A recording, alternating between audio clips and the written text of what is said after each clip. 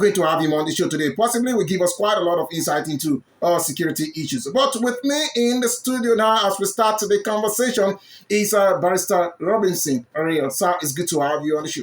Pleasure is mine. Good evening, Deltans. And also with me on the show is the Secretary of Foreign Consultative Forum, Comrade Amechi Ogbonna.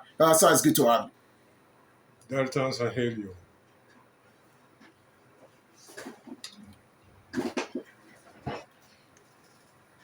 Okay, I also have with me right here in the studio, Reverend Louis Filabi. So it's good to have you on the show. Good evening, dear fans. Good evening, my host. Okay, quickly we start with a very contentious issue.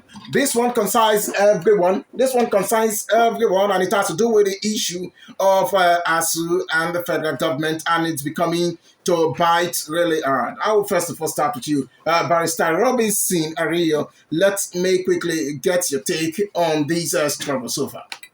Well, it is always sad and unfortunate that our educational institutions would suffer consistently, in a perennial form also, this kind of closure. I recall in my days, this is not the first time. In my days at the Edo State University, Ekpoma, I spent 5 years for a 4-year program.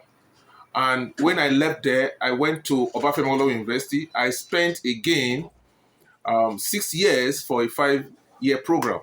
So you find that at the end of the day, this has been a recurring decimal. And it's for me a reflection of the fact that we don't take education seriously.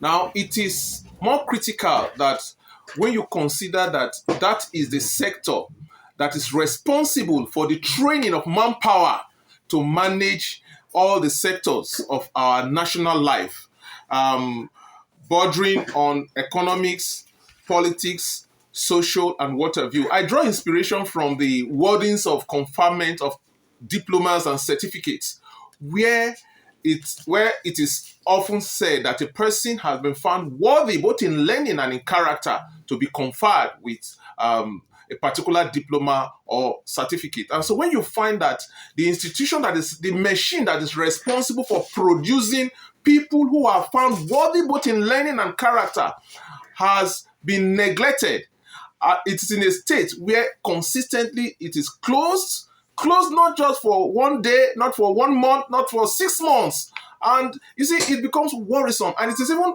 more worrisome that those who are the aim of affairs are not concerned, are not perturbed about it. It is sad. And this is one issue that the entire country has to work together. The three arms of government, it has to cut across political party lines, cut across religious lines, cut across ethnic lines. It is our life, our national life. You see, when we don't get that right, we can't get anything right. Okay, I'll come back to you on this. But let me bring in Reverend Louis Filabi to quickly weigh on this particular one. Last week, I think we took a look. Okay, last 2 weeks we took a look at this issue, and we thought that before now this issue would have been taken care of.